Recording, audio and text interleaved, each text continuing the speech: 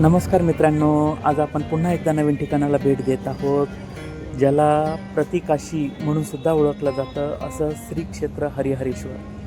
खरं तर रायगडातील हे स्थान अत्यंत महत्त्वाचं आहे. आज आपण त्याला भेट देऊया. जसा आपण आतमध्ये प्रवेश करतो, आपल्याला असा भव्य दिव्य असणारा सभामंडप या ठिकाणी दिसून येईल. आणि त्यानंतर आपण आतमध्ये एंटर केलं तर त्या ठिकाणी कालभैरवांची ही सुंदर अशी मूर्ती आपल्याला दिसून येईल. अगोदर महादेवांचं दर्शन घेणे अगोदर कालभैरवांचं दर्शन घ्यावं अशी एक मान्यता. तसं बघितलं तर हरिहरेश्वराचं हे मंदिर पूर्वापार खूप महान आहे.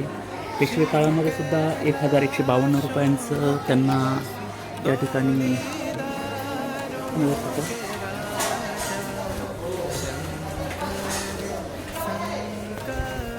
असं म्हणतात की नंदिकेश्वर भगवानाचं दर्शन घेतल्याशिवाय महादेवांचं दर्शन घेता येत नाही. त्यानंतर त्यांचे दोनही पुत्र म्हणजेच गणपती बाप्पा आणि भगवान कार्तिकेय आपल्याला या ठिकाणी दिसतील.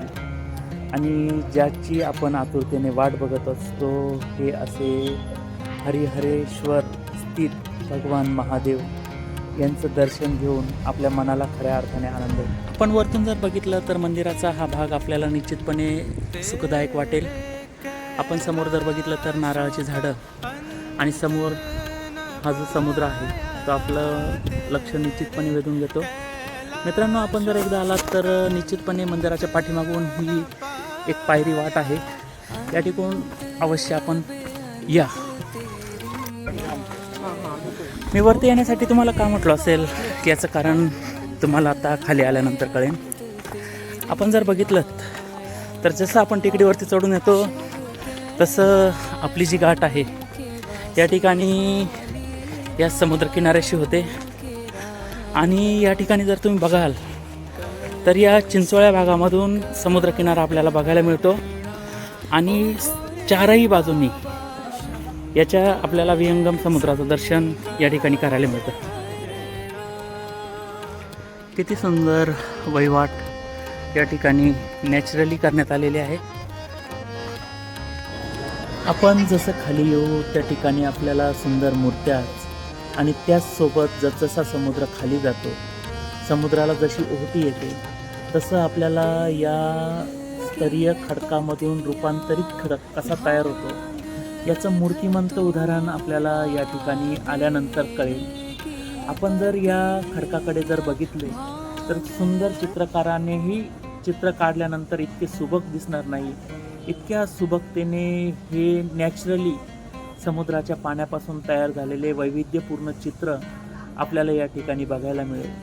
आपण जर बघितलं तर सगळा हा निळाशार समुद्र आणि तेथील जैवविविधता आपल्याला खऱ्या अर्थाने जर बघायची असेल तर आपण या ठिकाणाला भेट दिल्याशिवाय आपल्याला ती कधीही बघता येणार नाही.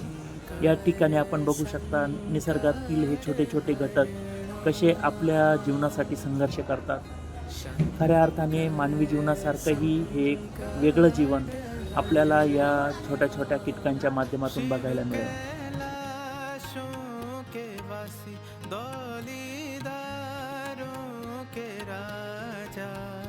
शंकर संकट हरणा ओ भोले बाबा शंकर हाच तो अस्ताला जाणारा सूर्य, ज्याला बघण्यासाठी हजारो पर्यटक या समुद्राच्या पाशी येतात.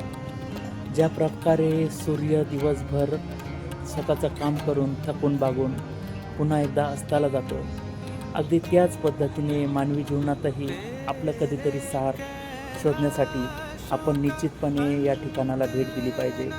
श्री क्षेत्र हरिहरेश्वर. ओम नमः शिवाय.